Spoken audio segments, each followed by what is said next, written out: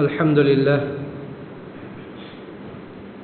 لله الرحيم التواب، الحمد لله الغفور الوهاب، الحمد لله الهادي إلى الصواب، مزيل الشدائد وكاشف المصاب، الحمد لله فارج الهم وكاشف الغم وجميع دعوة المضطر، فما سأله سائل فخاب، يسمع جهر القول وخفي الخطاب، أخذ بنواسي جميع الدواب، فسبحانه من إله عظيم لا يماثل ولا يضاهى ولا يرام له جناب، هو الله لا إله إلا هو، عليه المتكل وإليه المرجع والمتاب، وأشهد أن لا إله إلا الله وحده لا شريك له جل عن الشبيه والمثيل والكفء والند والنظير، وأشهد أن محمدا عبده ورسوله وصفيه وخليله وخيرته من خلقه وأمينه على وحيه، أرسله ربه رحمة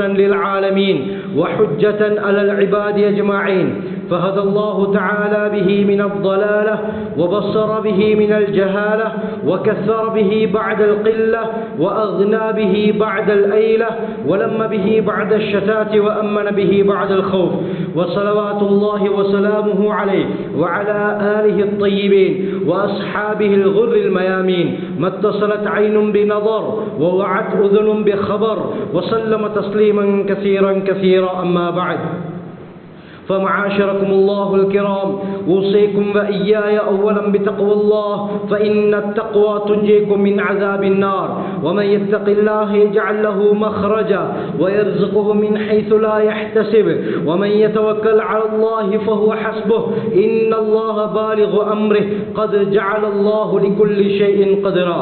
قال الله تعالى: أعوذ بالله من الشيطان الرجيم، بسم الله الرحمن الرحيم، ولا تحسبن الله غافلا عما يعمل الظالمون، إنما يؤخرهم ليوم تشخص فيه الأبصار. صدق الله العلي العظيم. وبالسند المتصل مني للإمام الحافظ الحجة ريحانة الفقهاء أمير المؤمنين في الحديث أبي عبد الله محمد بن إسماعيل بن إبراهيم بن مغيرة بن بردزبة الجعفي البخاري اليماني رحمه الله أنه قال: حدثنا محمد بن مقاتل قال حدثنا عبد الله قال حدثنا زكريا بن إسحاق عن يحيى بن عبد الله الصيفي عن أبي معبد مولى بن عباس رضي الله عنه عن ابن عباس رضي الله عنه قال: قال رسول الله صلى الله عليه وسلم لمعاذ بن جبل رضي الله عنه حين بعثه إلى اليمن: اتق دعوة المظلوم فإنه ليس بينه وبين الله حجاب، أو كما قال عليه الصلاة والسلام. அளவற்ற அருளாளனும் நிகரற்ற அன்புடையோனுமாகிய எல்லாம் அல்ல அல்லாஹுக்கே அனைத்து புகழும் உரித்தாகட்டும்.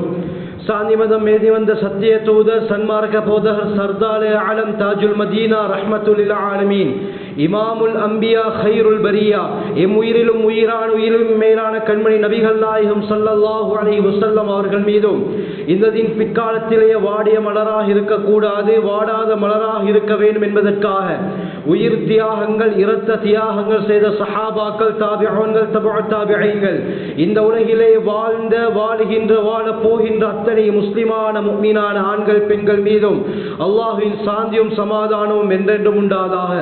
புனிதமிக்க ஜுமாவுடைய நாளிலே இஅ்திகாஃபுடைய நியத்தில் வந்து அமர்ந்திருக்கும் அல்லாஹ்வின் நல்லடியார்களே, அல்லாஹ் சுப்ஹானஹு வ தஆலா தன்னுடைய வாழ்க்கையில் எந்த நல்ல விடயங்களை எடுத்து நடக்கும்படி கூறியிருக்கிறானோ அவற்றை முடியுமானாலோ எடுத்து நடக்கும்படியும், எவற்றை விட்டு விலகி ஒதுங்கி தவிர்ந்திருக்குமாறு கூறியிருக்கிறானோ அவற்றை விட்டு முற்றுமுழுதாக தவிர்ந்து கொள்ளுமாறும் முதலில் எனக்கும் அப்பால் உங்களுக்கும் தக்வாவை கொண்டு நல்லுபதேசம் செய்கிறேன், ஞாபகம் ஊட்டிக் கொள்கிறேன்.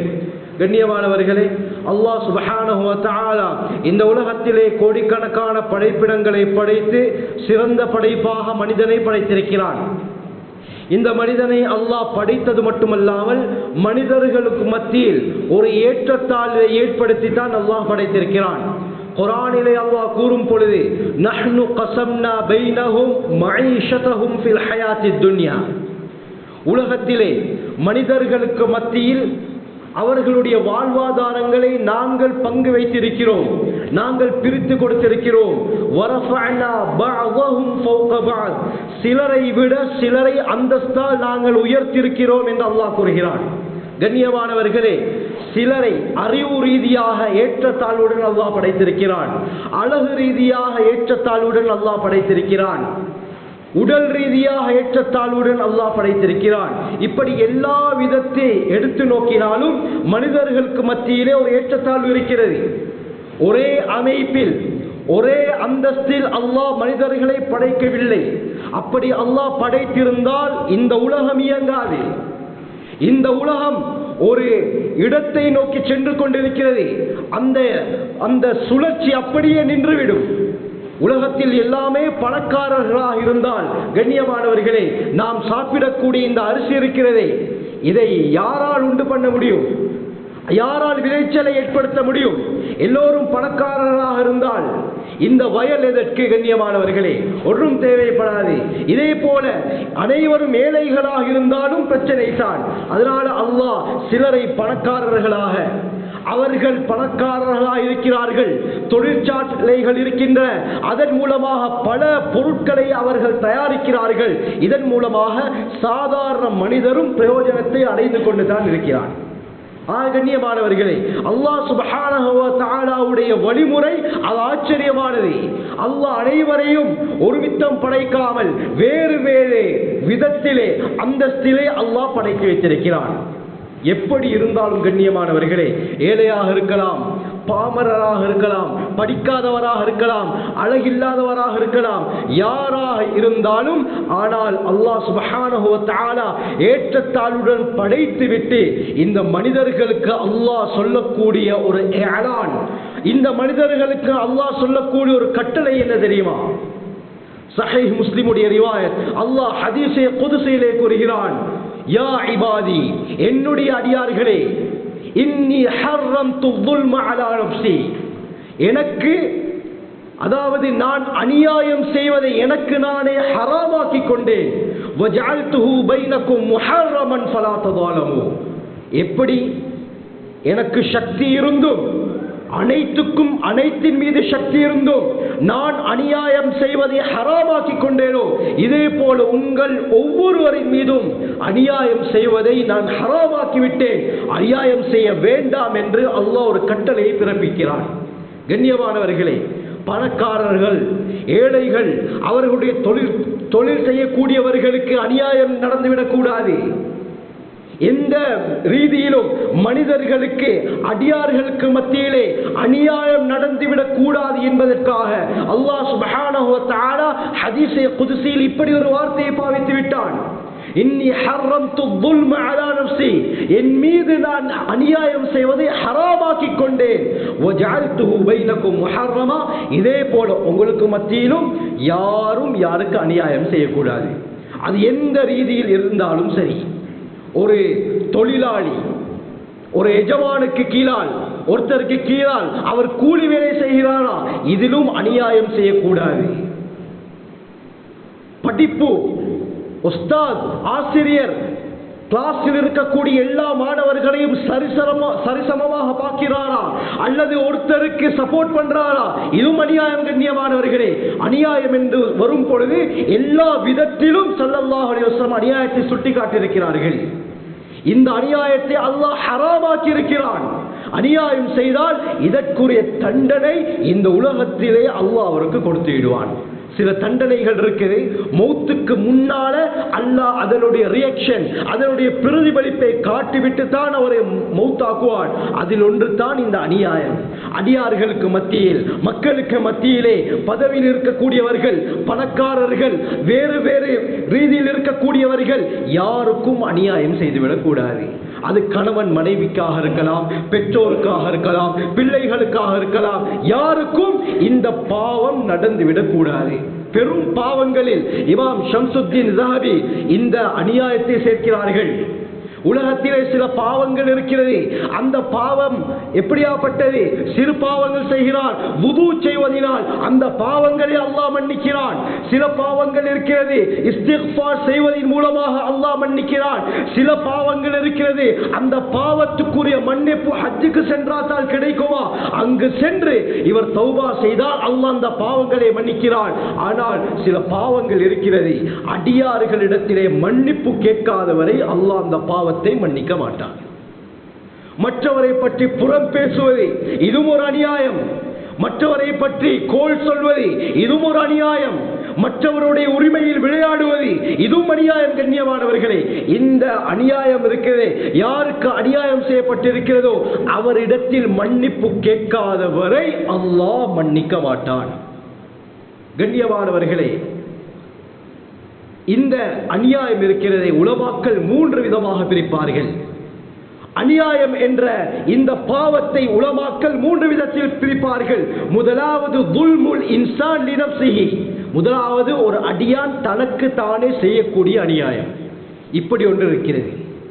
அல்லாஹ் உலகத்திலே குர்ஆன் தெளிவாக சொல்லிவிட்டது, வாழ்ற என்று சொன்னால் இந்த முறையில் தான் வாழணும். எப்படி வாழ வேண்டும் அந்த முறையை ரசூலுல்லாஹி ஸல்லல்லாஹு அலைஹி வஸல்லம் காட்டிவிட்டு சென்று விட்டார்கள். அந்த முறைக்கு மாற்றமாக, அல்லாஹ்வுக்கு மாற்றமாக, நபி அவர்களுடைய வழிமுறைக்கு மாற்றமாக ஒருவர் வாழ்வது அவன் தனக்கு தானே அநியாயம் செய்து கொள்வதற்கு சமம். தனக்கு தானே அநியாயம் செய்து கொள்வதற்கு சமம். கண்ணியமானவர்களே, உலமாக்கள் கூறுகிறார்கள், அல்லாஹ்விடத்திலே தர்கீபு தர்ஹீப்ல வருகிறது, அல்லாஹ்விடத்திலே பாவங்களில் பயங்கரமானது தெரியுமா, அடியார்களுக்கு அநியாயம் செய்வதுன்னு சொல்றான். மற்றவருடைய ஹக்கில, மற்றவர்களுடைய உரிமையில் விளையாடுவது, அநியாயம் செய்வது அல்லாஹ்விடத்தில் பயங்கரமான பாவம், அல்லாஹ்விடத்திலே மன்னிக்க முடியாத பாவம். கண்ணியமானவர்களே, அதில் முதலாவது வகை என்றால் தனக்கு தானே அநியாயம் செய்து கொள்வது. தனக்கு தானே அநியாயம் சொன்னால் உலகத்திலே வாழும் பொழுது அல்லாஹ் இந்த விடயத்தை செய்ய சொல்லியிருக்கிறான், அதை செய்யாமல் மனம் போன போக்கில பாவங்களில் ஈடுபட்டு, தப்பு தவறுகள் ஈடுபட்டு தன்னுடைய வாழ்க்கையை அழித்துக் கொள்கிறானா, இது தான் தனக்கு தானே அநியாயம் செய்யக்கூடியது.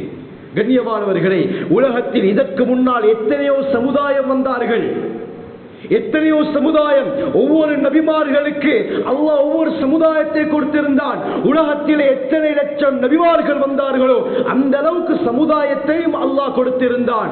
ஒவ்வொரு சமுதாயத்தையும் அல்லாஹ் அடியோடு அளித்தான். என்ன காரணம்? குர்ஆன் ஆயத் இதை தெளிவாக பேசுகிறது. அல்லாஹ் கூறுகிறான், ஃபகுல்லன் அகஸ்னா பிதம்பி, ஒவ்வொருவரையும் அவருடைய பாவத்துக்கேற்ப நாங்கள் பிடித்தோம். அல்லாஹ் சொல்லிவிட்டு கூறுகிறான், ஃபகுல்லன் அகஸ்னா பிதம்பி ஃபமின்ஹும் மன் அர்சல்னா அலைஹி ஹாசிபா, சில கூட்டத்தாரை நாங்கள் காற்றை கொண்டு அழித்தோம், அவர்கள் மீது சூறாவளியை நாங்கள் அனுப்பினோம். ஆத் கூட்டம், உலகத்தில் இவர்களை போல ஒரு படைப்பு படைக்கப்படவில்லை. குர்ஆன் இதை கூறுகிறது. கண்ணியமானவர்களே, லம் யுக்லக் மிஸ்லுஹா ஃபில் பிலாத், இந்த ஊர்கள்ல உலகத்தில் ஆத் கூட்டத்தை போல, ஹூத் அலைஹிஸ்ஸலாத்துடைய கூட்டம், ஆத் கூட்டத்தை போல சக்தி வாய்ந்த ஒரு படைப்பு படைக்கப்படவில்லை என்று அல்லாஹ்வே கூறுகிறான். எந்த அளவுக்கு தஃப்சீர்ல உலமாக்கள் கூறுறாங்க, இந்த உம்மத்தில ஸல்லல்லாஹு அலைஹி வஸல்லம் அவருடைய உம்மத்தில சாதாரணமாக ஒரு 500 பேர் சேர்ந்து தூக்க முடியாத கல்லை ஆத் கூட்டத்தில் ஒருவன் சர்வசாதாரணமாக தூக்குவான். 240 அடி உயரம், மிகப்பெரிய ஒரு படைப்பு. ஆனால் அல்லாஹ்விடத்தில் அல்லாஹ்வுடன் போட்டி போட்டார்கள், பாவம் செய்தார்கள். ஹூத் அலைஹிஸ்ஸலாத்தை அல்லாஹ் அனுப்பினான். எவ்வளவு சொல்லியும் கேட்கல, கடைசியாக அல்லாஹ் ஒரு காற்றை அனுப்பினான். சஹரஹா அலைஹிம் சப்அ லயாலின் வ ஸமானியத அய்யாம், 7 இரவு 8 பகல் தொடர்ச்சியாக ஒரு பெரும் சூறாவளி, ஹுசூமன், தொடர்ச்சியாக அல்லாஹ் அனுப்பினான். எந்த அளவுக்கு சொன்னால் மிக பெரும் சக்தி வாய்ந்த அந்த கூட்டம். நபி அவங்களை பார்த்து அல்லாஹ் சொல்லி கூறுறான், ஃபதரல் கௌம ஃபீஹா ஸர்ஆ கஅன்னஹும் அஜாஸு நக்லின் காவியா, ஈச்சப்பழ மரம் வேரோட அப்படியே சாஞ்சா எப்படி இருக்கும், அந்த காலத்தில் நீங்கள் இருந்திருந்தால் ஒவ்வொருவரும் அப்படி இருந்தான் அல்லாஹ் குர்ஆன்ல சொல்றான். அடியோடு அல்லாஹ் அந்த கூட்டத்தை அழித்தொழித்தான். என்ன காரணம்? உலகத்திலே வாழும் பொழுது பெருமை அடித்தார்கள். அஷத்து மின்னா குவா, எங்களை விட இந்த உலகத்திலே சக்தி வாய்ந்தவர்கள் யார் என்று அவர்கள் பெருமை அடித்தார்கள். அல்லாஹ்வுடைய வணக்கங்கள், அல்லாஹ்வுடைய கட்டளைக்கு மாற்றம் செய்தார்கள். அல்லாஹ் அளித்தான். கண்ணியமானவர்களே, இரண்டாவது பகுதி அல்லாஹ் கூறுகிறான், வமின்ஹும் மன் அഖலத்ஹு ஸைஹா, சிலரை நாங்கள் சப்தத்தின் மூலமாக பிடித்தோம். சமூது கூட்டம், சாலிஹ் அலைஹிஸ்ஸலாத்துடைய கூட்டம், அல்லாஹ் அவர்களுக்கு ஒரு ஒட்டகத்தை கொடுத்தான். அல்லாஹ்வுடைய ஆர்டர் என்ன? இந்த ஒட்டகத்தை ஒன்றும் செய்யக்கூடாது. கடைசியாக அந்த கூட்டத்தார் அந்த ஒட்டகத்தை கொலை செய்து விடுகிறார்கள். அல்லாஹ்வுடைய கட்டளைக்கு மாறு செய்கிறார்கள். ஜிப்ரீல் அலைஹிஸ்ஸலாம் ஒரு சப்தம் தான் போட்டார்கள். கண்ணியமானவர்களே, காது வெடித்து அந்த முழு சமூக கூட்டமும் அப்படியே நாசமாகினார்கள்.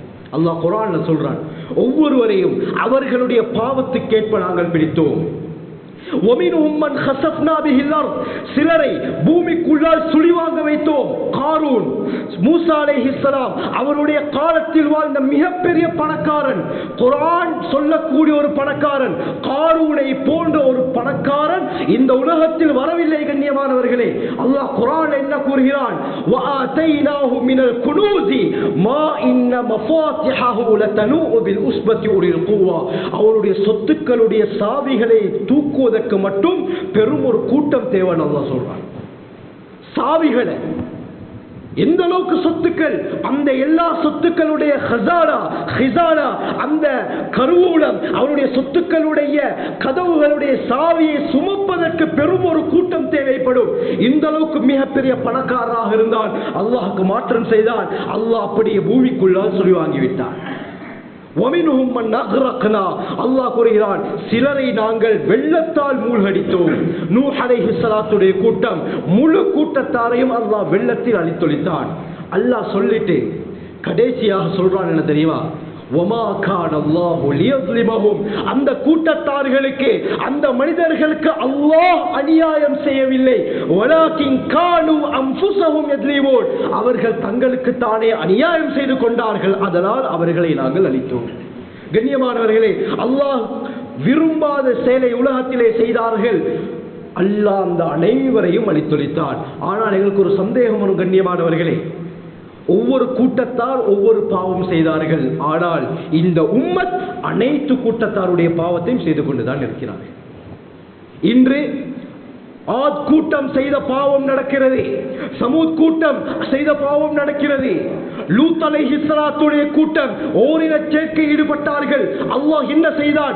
ஜிப்ரீல் அலைஹிஸ்ஸலாம் மூலமாக அந்த ஊரை அப்படியே முதலாவது வானத்துக்கு உயர்த்தி திருப்பி அளித்தான்.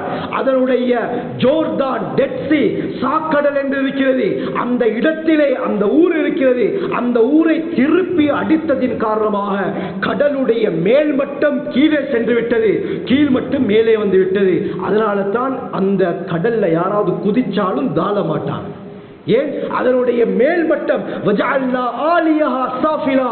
அதனுடைய கீழ்மட்டத்தை நாங்கள் மேல்மட்டமாக ஆக்கிவிட்டோம். யாரும் அதற்குள்ளால தாழ முடியாது. இப்படியாப்பட்ட ஒரு பயங்கரமான தண்டனை அந்த ஜிப்ரீல் அலைஹிஸ்ஸலாம் தூக்கி அடித்தார்கள். அதனுடைய வெடிப்பு சவுத் ஆப்பிரிக்கா வரை இருப்பதாக புவியியல் சொல்லுது. கண்ணியமானவர்கள், அல்லாஹ் அழித்தொழித்தான். அந்த லூத் அலைஹிஸ்ஸலாம் கூட்டம் செய்த பாவம் இன்று இந்த உம்மத்தில் நடக்குது. நூஹ் அலைஹிஸ்ஸலாத்துடைய கூட்டம் செய்த பாவம் இன்று இந்த உலகத்தில் நடக்குது. கண்ணியமானவர்களே, ஏன் அல்லாஹ் இந்த உம்மத்தை அழிக்காமல் இருக்கிறான் தெரியுமா? முஹம்மது ஸல்லல்லாஹு அலைஹி வஸல்லம் ஒரே ஒரு துஆ தான். கண்ணியமானவர்களே, நபி அவர்கள் துஆ செய்தார்கள், யா அல்லாஹ், ஏனைய சமுதாயத்தை அழித்தது போல் என் உம்மத்தை அழிச்சிடாதே யா அல்லாஹ், பஞ்சத்தில் அழிச்சிடாதே யா அல்லாஹ், அநியாயக்கார அரசரை சாட்டிடாதே யா அல்லாஹ் என்று 3 துஆக்களை செய்தார்கள். அந்த ஒரு காரணத்தால் தான் அல்லாஹ் நம்மை விட்டு வைத்திருக்கிறான். கண்ணியமானவர்களே, இல்லாவிட்டால் நாம் செய்யக்கூடிய பாவங்கள், தற்காலத்தில் நிகழக்கூடிய பாவங்கள் அல்லாஹுவால் படைக்கப்பட்ட சில படைப்புகளுக்கே தாங்க முடியாமல் இருக்கு. சமீபமாக ஒவ்வொரு நாளும் நாங்கள் கேள்விப்படுறோம், என்ன, உலகத்தில் பல இடங்கள்ல பூமி அதிர்ச்சிகள் வருது. பூமி அதிர்ச்சி, earthquake, ஜப்பான்ல, தாய்வான்ல, இந்தோனேஷியாவுல, ஒவ்வொரு நாளும் சிரியாவுல, டர்க்கியில, ஆப்கானிஸ்தான்ல பயங்கரமான முறையில் ஒவ்வொரு நாளும் கண்ணியமானவர்களே பூமி அதிர்ச்சிகள் வருது. என்ன காரணம்? அறிவியல் பூமி எதிர்ச்சி ஏற்படுவதற்கு என்ன காரணம் என்று கேட்டா, பூமிக்கு அடியில அழுத்தங்கள் அதிகமாகி அந்த தட்டுக்கள், அந்த பூமி கீழான 7 தட்டுக்கள் இருக்கிறது. ஒவ்வொரு தட்டுக்களுடைய அளவு 81 கிலோமீட்டருடைய அளவுக்கு விசாலம் என்பதாக அறிவியல் கூறுகிறது. இந்த தட்டுக்களுடைய அசைவின் காரணமாகத்தான் மேற்பரப்பு அப்படியே அசைஞ்சு பூமி எதிர்ச்சி வருவதாக அறிவியல் ஒரு காரணத்தை சொல்லுது. கண்ணியமானவர்களே, ஆனால் இஸ்லாம் என்ன கூறுகிறது? இஸ்லாம் இந்த பூமி அதிர்ச்சியை பற்றி என்ன கூறுகிறது? இமாம் காப் சொல்றாங்க, அல்லாஹ் சுப்ஹானஹு வ தஆலா இந்த பூமி அதிர்ச்சி ஏற்படுவதற்கு காரணம் என்ன தெரியுமா? பூமியில் நடக்கக்கூடிய சில பாவங்களை பார்த்து இந்த பூமி பயப்படுது. இந்த பூமி பயப்படுது. ஏன்? இந்த பூமிக்கு நாங்க புதுசு, பூமி பழசு. ஆதம் அலைஹிஸ்ஸலாம் காலத்திலிருந்து ஒரே பூமி தான் நின்று வரை இருக்கிறது. அந்த பூமிக்கு தெரியும் நூஹ் அலைஹிஸ்ஸலாத்துடைய கூட்டம் ஏன் அழிக்கப்பட்டார்கள், ஆத் கூட்டம் எந்த பாவத்தால் அழிக்கப்பட்டார்கள், சமூத் கூட்டம் ஏன் அழிக்கப்பட்டார்கள், லூத் அலைஹிஸ்ஸலாத்துடைய கூட்டம், ஷுஐப் அலைஹிஸ்ஸலாத்துடைய மத்தியன் வாசிகள் அளவை நிறுவையில் மோசடி செய்தார்கள், பிசினஸ்ல மோசடி, அல்லாஹ் நெருப்பு மறையை பொழிய வைத்து அந்த கூட்டத்தை இல்லாமல் ஆக்கினார். முன்னுதாரணம் குர்ஆன் பேசுகிறதை பற்றி கண்ணியமானவர்களே, இந்த பாவத்துடைய விபரீதம் பூமிக்கு தெரியும். அந்த பாவம் தற்பொழுது நடக்க போக்குல பூமி பயப்படுது, பூமி நடுங்குதியே. திரும்ப அந்த தண்டனை வந்துருமோ, திரும்ப அந்த தண்டனையை அல்லாஹ் இறக்கி விடுவானோ என்று பயந்து பூமி பயத்தால் நடுங்குது. இதன் காரணமாகத்தான் பூமி அதிர்ச்சி வருவதாக இமாம் காப் சொல்றாங்க. இமாம் இப்னு தைமியா கூறுகிறார்கள், உலகத்திலே மனிதர்கள் செய்யக்கூடிய பாவத்துக்குரிய விபரீதம் 2 முறையில் இறங்கும். முதலாவது என்ன? சுழிவாங்கப்படும். இரண்டாவது அதிகமான பூமி அதிர்ச்சிகள் நடக்கும் என்று சொல்றான். பூமி எதிர்ச்சி ஏற்படுவது கண்ணியமானவர்களே நாம் நினைக்க கூடாது. பூமி கடியில தாளமுக்கம், பூமி கடியில அந்த அழுத்தத்தின் காரணமாக தான் நடுங்குது. இல்ல கண்ணியமானவர்களே, பாவங்கள் அதிகரிக்கும் பொழுது பூமி பயப்படுது, அல்லாஹ்வுடைய தண்டனை வந்துருமான்னு. எத்தனை பூமி எதிர்ச்சிகள்! 2024 ஏப்ரல், இன்றைக்கு 26, 4 மாசம் தான் முடிஞ்சிருக்கு. உலகத்துடைய அந்த இந்த 2024 மட்டும் 1,16,768 பூமி அதிர்ச்சிகள் முழு உலகத்திலே நடந்திருக்கு. இந்த 4 மாசத்துல 1,16,678 பூமி அதிர்ச்சிகள். அதுவும் சாதாரணமான அதிர்ச்சி இல்ல, 7 ஹெக்டர் சொல்வார்கள். இந்த 7 ஹெக்டருக்கு மேல பூமி அதிர்ச்சி வந்தால் அது பயங்கரமான பூமி அதிர்ச்சி தான். அதுக்கு கீழே வந்தால் ஆபத்தில் நடுவார்கள். 7 ஹெக்டருக்கு மேலே 1,16,000 பூமி அதிர்ச்சிகள் நடந்திருக்குது சொன்னால் கண்ணியமானவர்களே, இந்த வருஷம் இன்னும் முடியல, 3 பகுதி தான் நடந்திருக்கு. 4 மாசத்துல 1,00,000க்கு மேற்பட்ட பூமி அதிர்ச்சிகள். என்ன காரணம்? உலகத்திலே பாவங்கள் நடக்குது. மௌசூஆத் இப்னு அபி துன்யாவுடைய ரிவாயத், அனஸ் ரலியல்லாஹு அவர்களும் இன்னொரு சஹாபியும் ஆயிஷா ரலியல்லாஹு அன்ஹா பேட்டி கேக்குறாங்க, ஹத்திஸீனா அனிஸ் ஸலாஸில். உலகத்துல பூமி அதிர்ச்சிகள் ஏற்படுது, நில அதிர்வுகள் ஏற்படுது. இது ஏன் ஏற்படுது, எதற்காக ஏற்படுது எங்களுக்கு சொல்லுங்க உம்முல் முஃமினீன் என்று அனஸ் ரலியல்லாஹு ஆயிஷா ரலியல்லாஹு கேக்குறாங்க. ஆயிஷா ரலியல்லாஹு அன்ஹா 3 பாவத்தை சொன்னார்கள். இந்த 3 பாவங்கள் நடந்தால் பூமி அதிர்ச்சி ஏற்படும். முதலாவது இஸ்தபாஹு ஸினா, விபச்சாரத்தை ஹலாலாக்கி விடுவார்கள். விபச்சாரம் ஹலாலாக்கப்பட்டுவிடும், சர்வசாதாரணமாகிரும். ஒரு காலம் இருந்துச்சு கண்ணியமானவர்களே, விபச்சாரம் என்றாலே மக்கள் பயந்து நடுங்குவார்கள். இந்த காலம் என்ன தெரியுமா? விபச்சாரத்துக்கு பின்னால் தான் கல்யாணம் நடக்குது, திருமணம் நடக்குது.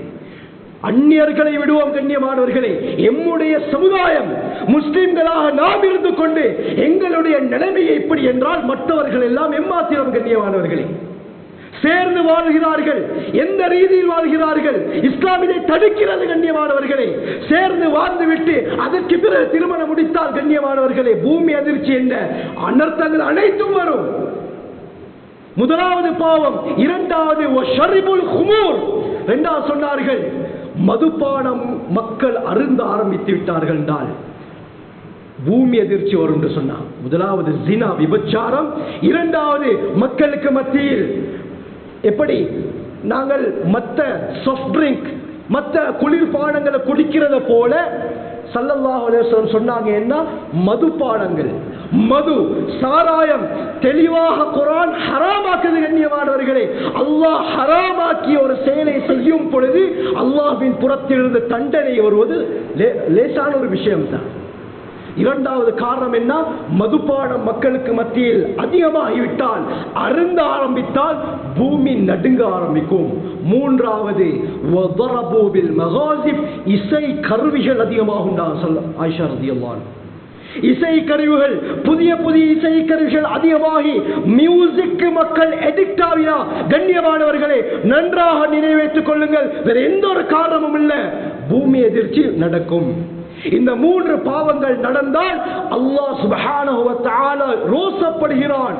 ஆயிஷா நாயகி சொன்னாங்க, ஸல்லல்லாஹு அலைஹி வஸல்லம் சொன்னார்கள், அல்லாஹ் ரோசப்பட்டு பூமிக்கு ஏவுகிறான், பூமியே நீ நடுங்கு, பூமி நடுங்குது கண்ணியமானவர்களே. இதனால சொல்லிட்டு சொல்றாங்க, பூமி எதிர்ச்சி ஏற்பட்டா நல்லடியார்களும் மௌத்தா போறாங்க, காஃபிர்கள் கெட்டவர்களும் மரணிக்கிறார். அப்ப இதுல என்ன நடக்கும் சொன்னாங்க, பூமி எதிர்ச்சி ஏற்படுவது ரஹ்மத்துல் லில் முஃமினீன், முஃமின்களுக்கு அல்லாஹ் ரஹ்மத்தாக ஆக்கியிருக்கிறான். யாரெல்லாம் அதில் மரணிப்பார்களோ ஷுஹதாக்களுடைய அந்தஸ்து கண்ணியமானவர்களே, அல்லாஹ் கியாமத்துடைய நாளிலே ஷுஹதாக்களுடைய கூட்டத்திலே அல்லாஹ் அவரை சேர்த்து விடுவான். அடுத்தது வன்னகாலன் வஅதாபன் லில் காஃபிரீன், காஃபிர்களுக்கு இது தண்டனையாக அமையும், முஃமின்களுக்கு ரஹ்மத்தாகவும் காஃபிர்களுக்கு தண்டனையாகும் அல்லாஹ் இந்த பூமி எதிர்ச்சி ஏற்படுத்துவார் என்று ஆயிஷா நாயகி சொன்னோன அனஸ் ரலியல்லாஹு அன்ஹு சொன்னாங்க, ஸல்லல்லாஹு அலைஹி வஸல்லமுடைய காலத்துக்கு பின்னால் நான் சந்தோஷப்பட்ட மிக சிறந்த ஒரு ஹதீஸ் தான் இது. அனஸ் ரலியல்லாஹு அன்ஹு சொல்றாங்க, முஃமின்களுக்கு அல்லாஹ் உயர்ந்த அந்தஸ்தை கொடுக்கிறான், காஃபிர்களுக்கு தண்டனையாக இது மாறிவிடுகிறது. ஆக கண்ணியமானவர்களே, பயங்கரமான பாவம் கண்ணியமானவர்களே, உலகத்தில் ஒவ்வொரு நாளும் பூமி எதிர்ச்சிகள் நடக்குது. கியாமத்துடைய நாள் நெருங்கும் பொழுது சலமத் இப்னு நுஃபைல் அஸ்-சுகூனி ரலியல்லாஹு அன்ஹு அவர்களுடைய ரிவாயத் முஸ்னத் அஹ்மத்ல வருது. ஸல்லல்லாஹு அலைஹி வஸல்லம் சொன்னாங்க, பைன யதை ஸாஅ, கியாமத்துடைய நாள் நெருங்கும் பொழுது, கியாமத்துடைய நாள் நெருங்கும் பொழுது மௌதானுன் ஷதீத், அதிகமான மரணங்கள் உண்டாக ஸல்லல்லாஹு அலைஹி வஸல்லம் சொல்லி சொன்னார்கள், வ பஅதஹு ஸனவாத்து ஸலாஸில், அதற்கு பிறகு வரக்கூடிய வருடங்கள் பூமி அதிர்ச்சியுடைய வருடங்கள் தான் ஸல்லல்லாஹு அலைஹி வஸல்லம். அதிகமான மரணங்கள், ஒரு பெரும் நோய் நம்மை எதிர்கொண்டது, எத்தனை லட்சம் பேர் முழு உலகத்திலும் மரணமானார்கள் கண்ணியமானவர்களே. அதற்கு பிறகு கடைசியாக 10 வருடங்களில் பூமி எதிர்ச்சியுடைய ரிப்போர்ட் எடுத்து பார்த்தா சுப்ஹானல்லாஹ், ஒவ்வொரு வருஷம் போக போக பூமி எதிர்ச்சியுடைய எண்ணிக்கை கூடிக்கொண்டு தான் போகுது. முஸ்னத் அஹ்மதுடைய ரிவாயத் மஜ்மஉ ஸவாயித்ல வருது. ஸல்லல்லாஹு அலைஹி வஸல்லம் சொன்னார்கள், இமாம் மஹ்தி அலைஹிஸ்ஸலாம் இந்த உலகத்திலே வரும் பொழுது என்ன நடக்கும் தெரியுமா? யுபஅது அலா இக்திலாஃபி மினன் நாஸி வஸலாஸில், மஹ்தி அலைஹிஸ்ஸலாம் இந்த உலகத்துக்கு வரும் பொழுது 2 விடயங்கள் நடக்கும். இந்த 2 விடயங்கள் நடக்கும் பொழுதுதான் அவர்கள் வருவார்கள். முதலாவது, மக்கள் கருத்து வேற்றுமை பட்டிருப்பார்கள், ஒத்துமை இருக்காது மக்களுக்கு மத்தியில், எல்லோரும் கருத்து வேற்றுமை பட்டு அவர் சொன்ன கருத்தில் அவர் இருப்பார், இவர் சொன்ன கருத்தில் இவர் இருப்பார், விட்டு கொடுக்க மாட்டார்கள், மக்களுக்கு மத்தியிலே வேற்றுமை உண்டாகும், ஒற்றுமை இருக்காது. இப்படியாப்பட்ட சந்தர்ப்பத்தில் தான் அல்லாஹ் மஹ்தி அலைஹிஸ்ஸலாத்தை வெளியாக்குவான். இரண்டாவது சொன்னார்கள், வஸ்ஸலாஸில், பூமி எதிர்ச்சிகள் அதிகமாக நடக்கும்னா, பூமி எதிர்ச்சிகள் அதிகமாக நடக்கும். 2023 ரிப்போர்ட்டை எடுத்து பார்த்தால் 20,000 அல்லது 23,000 பூமி அதிர்ச்சிகள் தான் நடந்திருக்கிறது. 2024 4 மாசம் முடியல 1,15,000க்கு மேற்பட்ட பூமி அதிர்ச்சிகள் நடந்திருக்குதுண்டா கண்ணியமானவர்களை நாம் யோசிக்க வேண்டும். மஹ்தி அலைஹிஸ்ஸலாம் வரக்கூடிய காலம் நெருங்கிவிட்டது, கியாமத்துடைய நாள் நெருங்கிவிட்டது கண்ணியமானவர்களே. வரும் பொழுது, இந்த பாவங்கள் நடக்கும் பொழுது இமாம் மஹ்தி அலைஹிஸ்ஸலாம் வருவார்கள், எல்லா பிரச்சனையும் தலை தூக்கும் கண்ணியமானவர்களே. அதனால் நான் என்ன சொல்ல வருகிறேன் என்றால், அநியாயம் செய்யும் பொழுது உலகத்திலே பல அனர்த்தங்கள் உண்டாகும். அனர்த்தங்கள் உண்டாகுவதற்கு காரணம் மக்களுக்கு மத்தியில் இருக்கக்கூடிய இந்த பிரிவினை தான். அநியாயம் தலை தூக்கும். அநியாயம் தலை தூக்கும் பொழுது அல்லாஹ் பலவிதமான அசம்பாவிதங்களை இந்த உலகத்தில் ஏற்படுத்துவான். முதலாவது வகை என்ன? தனக்கு தானே அநியாயம் செய்து கொள்வது. அல்லாஹ் இந்த கூட்டத்தாரை விட்டு நம் அனைவரையும் பாதுகாப்பானாக. இந்த பாவத்தின் காரணமாகத்தான் முன்னால் உள்ள அனைத்து சமுதாயத்தையும் அல்லாஹ் அழித்தொழித்தான். இரண்டாவது வகை, துல்முல் இன்சானி லிரப்பிஹி, அடியான் அல்லாஹ்வுக்கு செய்யக்கூடிய அநியாயம். அல்லாஹ் எதிர்பார்க்கிறது என்ன? அவன் கடமையாக்கிய இபாதத்துகளில் குறைபாடு இருக்கக்கூடாது. தொழ வேண்டும், வசதி படைத்தவர்கள் கணக்கு பார்த்து ஜகாத் கொடுக்கணும், ரமலான் வந்தால் நோன்பு பிடிக்க வேண்டும், அல்லாஹ் எதை செய்ய சொன்னாலோ அதை செய்ய வேண்டும், எதை செய்யக்கூடாது என்று சொன்னாலோ அதை தவிர்த்து கொள்ள வேண்டும். இதில் குறைபாடு செய்யும் பொழுது அல்லாஹ்வுக்கு அநியாயம் செய்தவளாக மனிதன் ஆகிவிடுகிறான். கண்ணியமானவர்களே, தொழுகையிலே குறைபாடு செய்கிறோமா? அல்லாஹ்க்கு அநியாயம் செய்கிறோம். ஜகாத்தை கொடுக்காமல் பதுக்கிறோமா? கண்ணியமானவர்களே, குறைபாடு செய்கிறோம். திர்மிதியுடைய முக்கியமான ரிவாயத் 12-13 பாவங்களை ஸல்லல்லாஹு தொடர்ச்சியாக சொன்னார்கள். இது நடந்தால் ஃபல்யர்தகிபு இந்த ذلك ريحا حمراء சூறாவளி எதிர்பாருங்கள். நான் ஸல்லல்லாஹு அலைஹி வஸல்லம் வஸல்ஸலா நிலநடுக்கத்தை எதிர்பாருங்கள். வபஸ்கன் உருமாற்றம் செய்யப்படும் இதை எதிர்பாருங்கள். பூமி சுழிவாங்கப்படும். வானத்திலிருந்து கல்மாரி பொழியப்படும். இந்த 5 தண்டனையும் நடக்கும் என்று ஸல்லல்லாஹு அலைஹி வஸல்லம் 13-14 பாவங்களை சொன்னார்கள். அதில் ஒன்றுதான் கண்ணியமானவர்களே, வல் அமானத்து மக்னமன், அமானித பொருட்களை கனிமத்தாக மக்கள் எடுத்துக்கொள்வார்கள். கனிமத்துன்னு சொன்னா யுத்தம் செஞ்சு எதிரிகளை வீழ்த்தி அவர்களுடைய சொத்துக்களை நாங்கள் அடைவது கனிமத். இது இஸ்லாம் அனுமதிக்கிறது.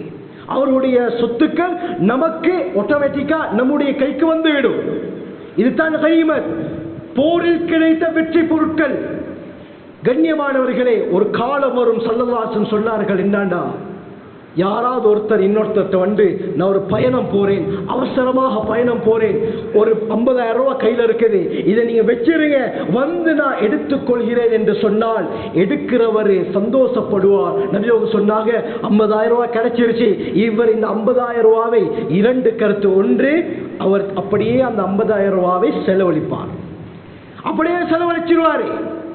அமானத்து மக்னமன், திரும்ப அவர் வந்து 50,000 எங்கன்னு கேட்டா நீங்க தரவே இல்லையே, எப்ப தந்தீங்க, இப்படி சொன்னால் அவர் என்ன செய்வார்? கண்ணியமானவர்களே, அமானிதமாக சொத்துக்கள் கொடுக்கும் பொழுது, பணங்கள் கொடுக்கும் பொழுது அதை அவர் சந்தோஷமாக எடுத்துக்கொள்வார். இந்த காலம் வருமா?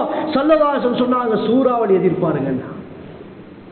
இரண்டாவது கருத்து, ஒரு விஷயத்துக்கு கொடுப்பாக கண்ணியமானவர்களே, இந்த அமானித பொருட்கள் 50,000 ரூபாவை கொடுக்கிறாரு, இதை நீங்க வச்சுக்கோங்க, நான் வந்து எடுக்கிறேன் என்று சொன்னால் கண்ணியமானவர்களே, அமானித பொருட்களில் 1 ரூபாவை கூட எடுக்கிறதுக்கு இஸ்லாம் அனுமதிக்கல, ஹராம். அமானித எடுத்து அப்படியே லொக்கர்ல வச்சிடணும். இவர் என்ன செய்கிறார்? அந்த 50,000 ரூபாவை ரோல் பண்றாரு, வியாபாரத்துல போடுறாரு. இதுவும் கண்ணியமானவர்களே, உலமாக்கள் சொல்றாங்க, இது நடக்குதா? சூறாவளி எதிர்பார்க்கின்றார். கொடுக்கப்பட்ட பணம் எதற்கு கொடுக்கப்பட்டதோ அதற்கு மட்டும் இருக்க வேண்டும். இதைத்தான் நான் சொல்ல வந்தேன். அடுத்தது ஸல்லல்லாஹு அலைஹி வஸல்லம் சொன்னார்கள், ஜகாத்துடைய பணத்தை மக்கள் ஒரு தெண்ட பணமாக ஜகாத் ஏன் கொடுப்பது? ஜகாத்துடைய நோக்கம் என்ன? சத்துல் ஃபக்ர், ஏழ்மை இல்லாமலாகிறது, ஏழ்மை இல்லாமலாக வேண்டும். இதுதான் ஜகாத்துடைய நோக்கம். இரண்டாவது, நாங்க பணத்தை கொடுக்கிறோம், அந்த பணத்தை கொடுக்கிறதுனால மிகுதமாக இருக்கக்கூடிய சொத்துக்கள்ல அல்லாஹ் பரிசுத்தத்தை ஏற்படுத்துகிறான், அல்லாஹ் அந்த பணத்தை பாதுகாக்கிறான். இந்த நியத்தில் தான் ஜகாத் காலம் காலமாக கொடுக்கப்பட்டு வருகிறது. ஆனால் ஒரு காலம் வரும், ஜகாத்தை கொடுக்க போனா விருப்பம் இல்லாம கொடுப்பார், கொடுத்தே ஆகணுமே. சிலவங்க வந்து ஜகாத் கடமையா இருக்கும், நிசாபுடைய அளவு கடமையா இருக்கும், ஜகாத்தை மறுப்பார்கள். எதற்கு கொடுக்கணும்? ஏண்ட சொத்து தானே, நான் எதற்கு கொடுக்கணும் என்று மறுப்பார்கள். இன்னொரு கருத்து, இந்த ஹதீஸுக்கு கொடுக்காமல் அப்படி கஷ்டப்பட்டு கொடுக்கிறதுக்கே மனசு இல்லை, இஸ்லாம் சொல்லுது என்றதுக்காக மனசு இல்லாமல் கொடுப்பார். இப்படி நடந்தால் ஸல்லல்லாஹு அலைஹி வஸல்லம் சொன்னார்கள், ரீஹன் ஹம்ரா, சூறாவளி எதிர்பாருங்க. கண்ணியமானவர்களே, அதனால அநியாயத்துடைய இரண்டாவது வகை என்ன? அடியானுக்கு அல்லாஹ்க்கு செய்யக்கூடிய அநியாயம். இந்த மாதிரி விஷயங்கள், அல்லாஹ் நமக்கு கடமையாக்கிய விடயங்கள் குறைபாடு செய்தால் அல்லாஹ்க்கு அநியாயம் செய்வதற்கு சமன். கண்ணியமானவர்களே, மூன்றாவது ஒரு வகை இருக்குது. இந்த 2 வகையை விட மூணாவது தான் ரொம்ப டேஞ்சர். துல்முல் இன்சான் லிகைரிஹி, அடியான் இன்னொரு அடியானுக்கு செய்யக்கூடிய அநியாயம். அடியார்கள் இன்னொரு அடியானுக்கு செய்யக்கூடிய அநியாயம். கண்ணியமானவர்களே, மைமூன் இப்னு மெஹ்ரான் ரஹ்மத்துல்லாஹி அலைஹி சொல்றாங்க, ஒரு மனிதர் குர்ஆனை ஓதுகிறார், வஹுவ யுல்இனு நஃப்ஸஹு, தனக்கு தானே சபித்துக் கொண்டு குர்ஆனை ஓதிக்கொண்டிருக்கிறார். கேட்டாங்க, மாணவர்கள் கேட்டாங்க, அது எப்படி தனக்கு தானே சபித்துக் கொண்டு குர்ஆன் ஓதுவாரு. சொன்னாங்க இவர் அநியாயக்காரராக இருப்பார், மற்றவர விஷயத்துல விளையாண்டு இருப்பாரு, அநியாயக்காரராக இருப்பார். குர்ஆனுடைய ஆயத்தை ஓதுவார், அலா லஅனத்துல்லாஹி அலல் ஸாலிமீன், அநியாயக்காரனின் மீது அல்லாஹ்வுடைய சாபம் உண்டாகட்டும் என்ற குர்ஆன் ஆயத்தை இவர் அநியாயம் செய்த வண்ணமே ஓதுவாரு. அந்த குர்ஆன் ஆயத்து இவருக்கே பலிக்குதுன்னா அல்லாஹ் நம் அனைவரையும் பாதுகாக்கணும். கண்ணியமானவர்களே, இப்னு அபூ காசிம் ரஹ்மத்துல்லாஹி அலைஹி அவர்கள்ட்ட ஒரு மனிதர் வந்து கேட்கிறாரு, கபாயிர்ல வருது கண்ணியமானவர்களே, ஏதாவது ஒரு பாவத்தின் காரணமாக அல்லாஹ் உள்ளத்திலிருந்து ஈமானை கலட்டுவானான்னு கேட்டான். ஏதாவது பாவத்தின் காரணமாக ஈமான் நம்மை விட்டு இல்லாமலாகுமா? அபுல் காசிம் ரஹ்மத்துல்லாஹி சொன்னார்கள், 3 விடயங்கள் நடந்தால் நம்முடைய உள்ளத்திலிருந்து அல்லாஹ் ஈமானை கலட்டி விடுவான். முதலாவது என்ன? தர்க்கு ஷுக்ர் அலல் இஸ்லாம். அல்லாஹ் நமக்கு மிகப்பெரிய பாக்கியமாக இஸ்லாத்துடைய பாக்கியத்தை தந்திருக்கிறான். நாம் முஸ்லிம்களாக இருக்கிறோம், நாம் கேட்கவில்லை. கண்ணியமானவர்களே, ரசூலுல்லாஹி ஸல்லல்லாஹு அலைஹி வஸல்லம் காலத்திலே எத்தனையோ பேர் இருந்தார்கள், நபியுடைய முகத்தை பார்த்தார்கள்.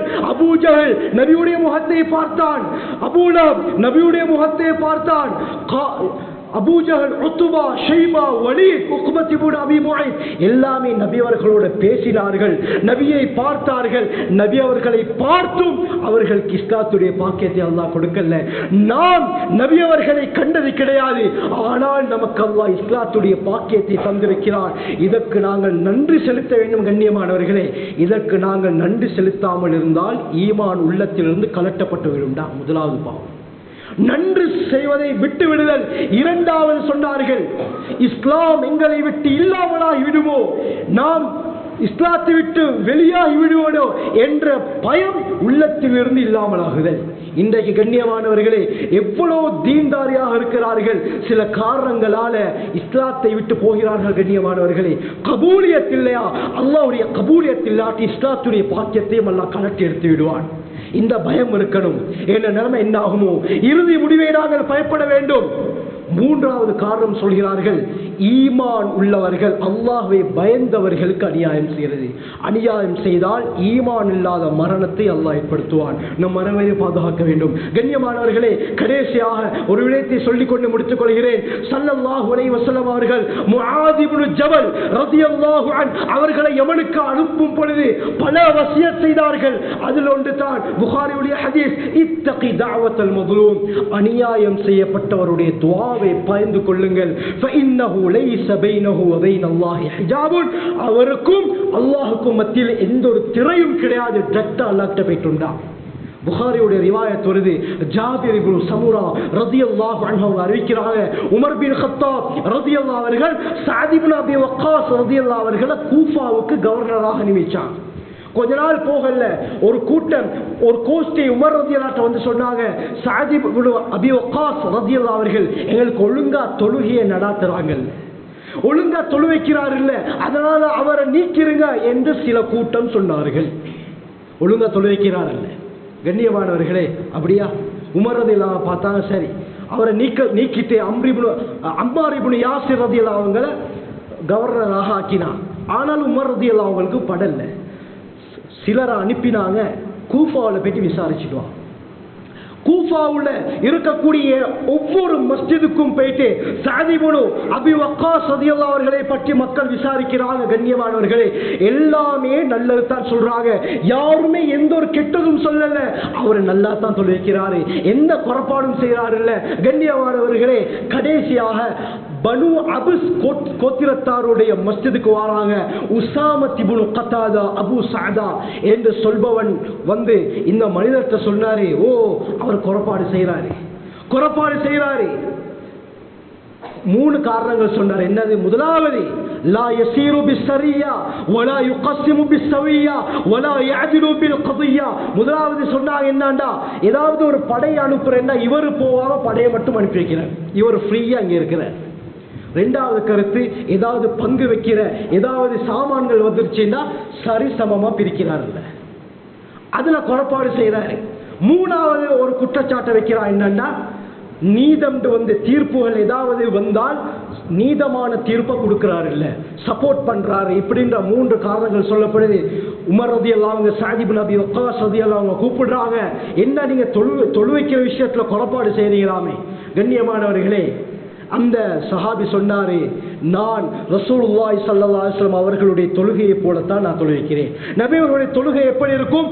முதல் 2 ரக்காத்துல கொஞ்சம் நீட்டுவாங்க, அடுத்த 2 ரக்காத்தை நபி அவங்க அப்படியே லேசாக்குவாங்க.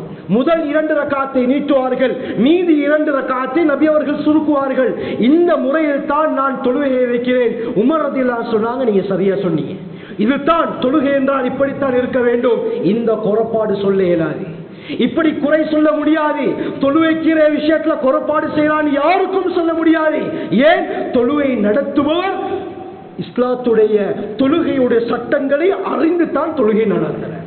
அதனால் அவருடைய விஷயத்துல யாரும் குறைபாடு செய்யலாம்.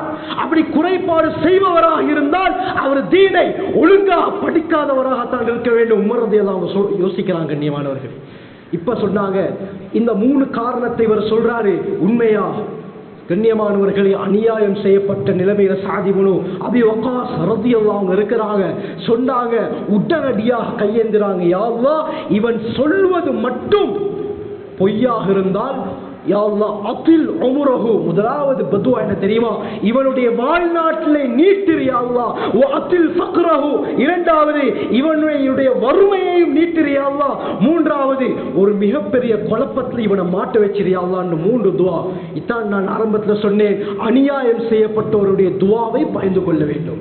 எந்த நேரத்தில் கபூலாகும்னு சொல்ல இயலாது. கண்ணியமானவர்களே, 3ஐயும் அல்லாஹ் கபூல் செய்தான். ஹஜ்ரத் உமைர் இந்த ரிவாயத்தை அறிவிக்கக்கூடிய பெரியார் சொல்றாங்க, உமைர் ரஹ்மத்துல்லாஹி அலைஹி சொல்றாங்க, அந்த மனிதரை பின்னால நான் பார்த்தேன், எந்த அளவுக்கு அல்லாஹ் வாழ்க்கையை நீட்டினான் சொன்னால் அவனுடைய இந்த புருவம் இருக்கிறே, அவனுடைய இந்த பகுதி அப்படியே காலம் போக போக அவனுடைய சதை, அவனுடைய தோல் சுருங்கி கண்ணுக்கு மேல அப்படியே மூடிப்படும் அளவுக்கு அவன் அவ்வளவு காலம் வாழ்ந்தான். எந்த அளவுக்கு யாராவது கூப்பிட்டா கண்ணுக்கு மேல அப்படியே இந்த புருவம் அப்படியே கீழே விழுந்திருக்கும், தூக்கி பார்த்து தான் யாருன்னு பார்ப்பான். இந்த அளவுக்கு அல்லாஹ் நீட்டினான். இரண்டாவது எந்த அளவுக்கு சொன்னால், பார்வையை இழந்து அவன் பாதையில செல்லும் பொழுது செவரை பிடிச்சு தான் போகக்கூடிய நிலைமையை ஏற்படுத்தினான். அந்த நேரத்திலையும் அந்த அபூ சஅதா சொல்லுவான், மஃதூனுன் பிதுஆஇ சஅத், சஅத் ரலியல்லாஹுடைய துஆவால் நான் பாதிக்கப்பட்டு விட்டேன், அவருக்கு அநியாயமாக நான் குற்றச்சாட்டை முன்வைத்தேன், அதன் காரணமாகத்தான் இன்று நான் பாதிக்கப்பட்டு இருக்கிறேன் என்று சொல்லிக் கொண்டு திரிவான். கண்ணியமானவர்களே, இரண்டாவது பிச்சை எடுக்கக்கூடிய நிலைமைக்கு அல்லாஹ் மாற்றிவிட்டான். பாதையில உட்கார்ந்து பிச்சை எடுக்கக்கூடிய நிலைமையில் அல்லாஹ் மாற்றினான். மூன்றாவது துஆ செய்தார்கள், மிகப்பெரிய ஒரு குழப்பத்தில் மாட்ட வச்சிரியா அல்லாஹ். முக்தார் இப்னு அபி உபைத் அஸ்-ஸகஃபி என்று சொல்லக்கூடியவன் பிற்காலத்தில் தான் நபி என்பதாக வாதிட்டான். இவன் தான் ஷியாக்களுடைய கொள்கையை முதல்ல உலகத்தில் கொண்டு வந்தான். இந்த முக்தாருடைய காலத்தில் அவனுக்கு இவன் சப்போர்ட் பண்ணி கடைசியாக முக்தாரும் கொலை செய்யப்பட்டான், இந்த அபூ சஅதாவும் கொலை செய்யப்பட்டான். கண்ணியமானவர்களே, அல்லாஹ் அநியாயம் செய்யப்பட்டவர்களுடைய துஆவை அல்லாஹ் ஏற்றுக்கொண்டான். அதனால எந்த ரீதியில் அநியாயம் செய்தாலும் சரி, புகாரியுடைய ரிவாயத், நபி அவங்க சொன்னாங்க, கியாமத்துடைய நாளிலே 3 பேருக்கு எதிராக நான் வாதிடுவேன், அல்லாஹ்விடத்திலே முறைப்பாடு செய்வேன் என்று நபி அவங்க சொன்னாங்க. அதில் 3வது தான் ரஜுலுன் இஸ்தஜர அஜீரன், ஒரு மனிதர் ஒருத்தரை வேலைக்கு கூப்பிடுறார், வீட்டு வேலை இல்லாட்டி கடையில வந்து ஒரு கூலி வேலைக்கு அவர் இருக்கிறாரு, நல்ல வேலை வாங்கிட்டு வலம் யுஅதி அஜ்ரஹு, அவருக்கு கொடுக்க வேண்டிய பணத்தில் குறைபாடு செய்தால் இவருக்கு எதிராக நான் கியாமத்துடைய நாளில் வழக்கு தொடுப்பேன். ஸல்லல்லாஹு அலைஹி வஸல்லம் 1000 ரூபாய்க்கு வேலை வாங்கிட்டு 500 ரூபாய் கொடுக்கிறதுல எந்த ஒரு பிரயோஜனமும் இல்லை. கண்ணியமானவர்களே, நபி அவர்கள் சொன்னார்கள், அஅத்துல் அஜீர அஜ்ரஹு قبل ان يجف رزقه. நிறைய பேர் என்ன செய்யறது, வேலை செஞ்சு நாளைக்கு வா சல்லியை தாரேன், நாளைக்கு வாங்க, அடுத்த கிழமை வாங்க, இதற்குரிய சல்லி தாரேன். கண்ணியமானவர்களே, வேலை செய்கிறவரை எந்த நோக்கத்தில் வேலை செய்திருப்பார்?